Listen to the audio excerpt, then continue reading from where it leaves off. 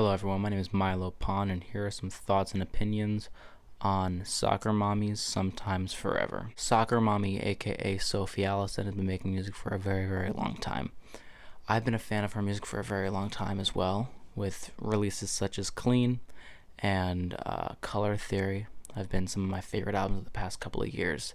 And it's been a while since her last release, with Color Theory being in 2020.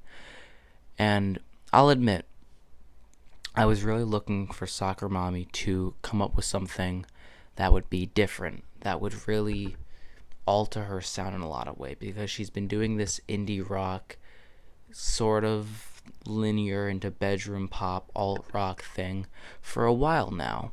And I was looking to see where things would change. And I think this album is a really, really good start into seeing what else she has up her sleeve. Now, what I really wanted from this album was something different sonically. I really wanted to hear a different style, technique. I wanted to hear something done differently production-wise. I wanted to see things get a little heavier. I wanted to see things get a little, maybe even more experimental, you know?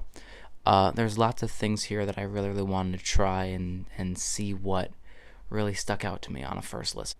I will say I was a little worried off the bat when it came to the song Bones, because I'll admit Bones kind of sounds like something that could be a Color Theory B-sides, which isn't bad by all means, because I love that album. But like I said, when I'm looking for something different, I'm kind of hoping for that to be there off the bat. However, as the song shifts, it becomes a little heavier and introduces a little bit more grunge aesthetics, towards the back half of the track. And while the first half does sound like, Bloodstream or any song that could be off Color Theory, there are definitely signs that things could be going different towards the back half of this album. And right as I heard With You, I knew that this album was going to take a few risks with it. Especially with the very, very start of the song kicking off with this really, really psych rock kind of synth line that doesn't really appear anywhere else on this song except for a few instances here and there. But man, it grabs your attention immediately and makes you think about what else this song could give you. This song has been stuck in my head ever since I first heard it. I mean, this is just such a sweet sounding song with a lot of really, really cool character. And like I said, a little bit of psych rock influence as well. It's a really classic love song, and it really makes for a great Soccer Mommy song as well. Sophie's voice sounds so good over this instrumental, and this is something that she really should play into a lot more. I mean, after a first listen of this album, I really noticed that this album is shifting between sounds quite often, sometimes even in the exact same song. A lot of these songs either give off Duster or Horse Jumper of Love kind of vibes, with that sort of grimy, very guitar-driven songs. Or, and this isn't a bad way, they kind of give off Coldplay and vibes.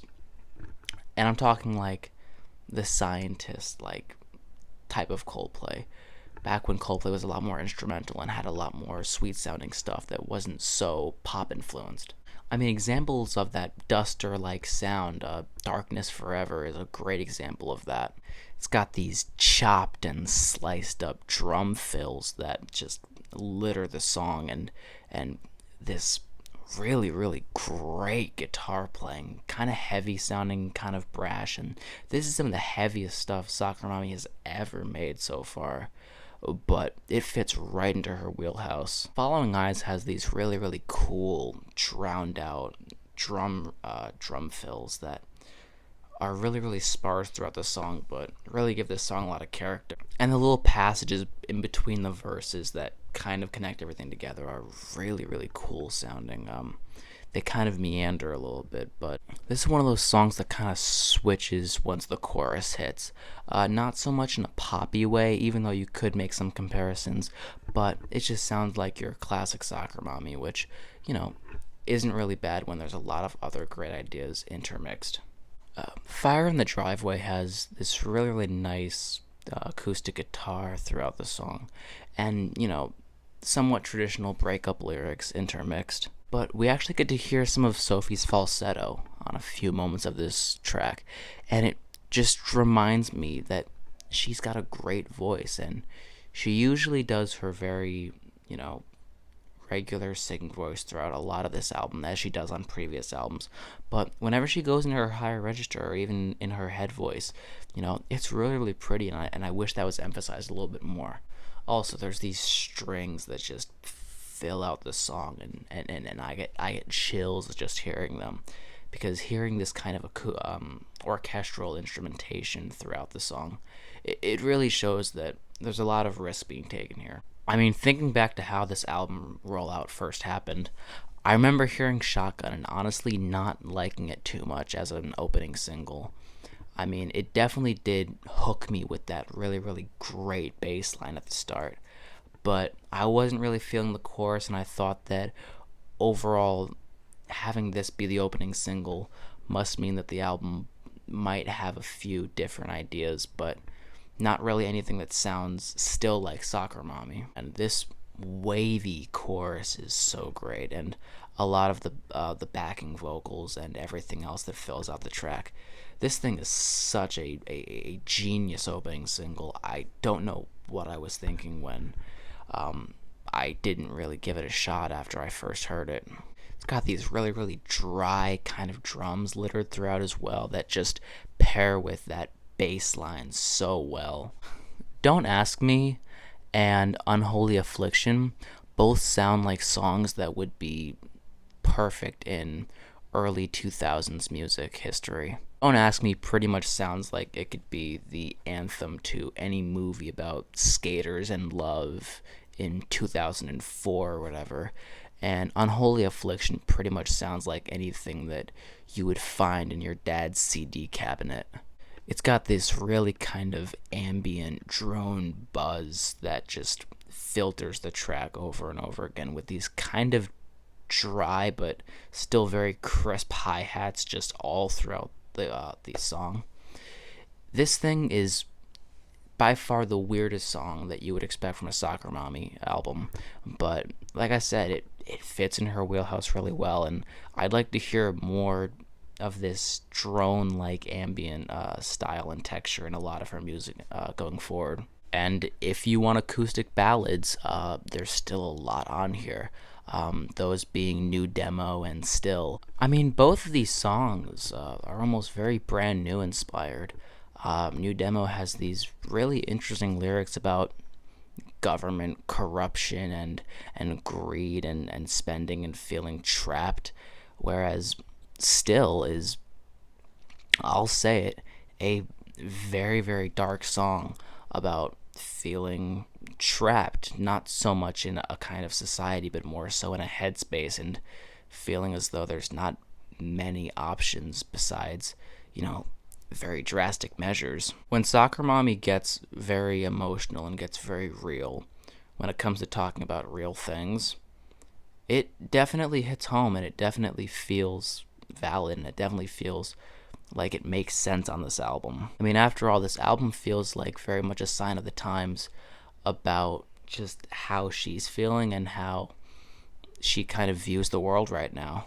I mean, like I said, this album is a lot heavier than I expected, and it's a very, very welcome change, and I like the fact that the instrumentation is getting a little darker and grittier, and they're pulling from, 90s rock and a lot of other really, really cool, even shoegaze stuff. I mean, I know how big of a Slowdive fan Sophie is. You can really hear that here. Oh, also, did you know Oneohtrix Point never produced this thing? Yeah, neither did I, until I saw the credits on this vinyl and saw the dude's name littered all over this thing. No wonder the thing is so unique and sounds like such a breath of fresh air. But yeah, I mean, coming out of this album, after 3, 4, 5 listens now, this thing goes so smoothly and seamlessly. I mean, when it comes to like favorite tracks, New Demo and Still are just so great, and they really fill that ballad, hole that I was looking for. But man, I'm sorry, Shotgun is such a great song, and I treated it way too harshly. I mean, same with You. I mean, that song is very stereotypically Soccer Mommy, but I don't care. It's exactly what I wanted, and it's such a great song. There are a few moments here that kind of feel like a rehashing of old things, not so much in a bad way because, you know, the old things I still really do enjoy. So, I'm kind of nitpicking here. But still, all in all, Soccer Mommy did it again. And granted, I know that Soccer Mommy's not for everyone. There's lots of people who listen to her music and just don't really get it. But I like this style of music. Oh, also, if you're watching and you're a Soccer Mommy fan, I'll be going to the Brooklyn Steel show. If you are there, I would love to hang out and I would love to talk about the album with you. All of my socials and stuff are here. Also, subscribe. The channel is, fairly new, and at some point I might, make an actual video explaining who I am and, anything you actually might want to know. But, yeah, it would mean a lot if you subscribed and followed me on all my other platforms. You can find me on most places at Milo Pond, Milo V Pond on Instagram. But yeah, thank you so much for watching.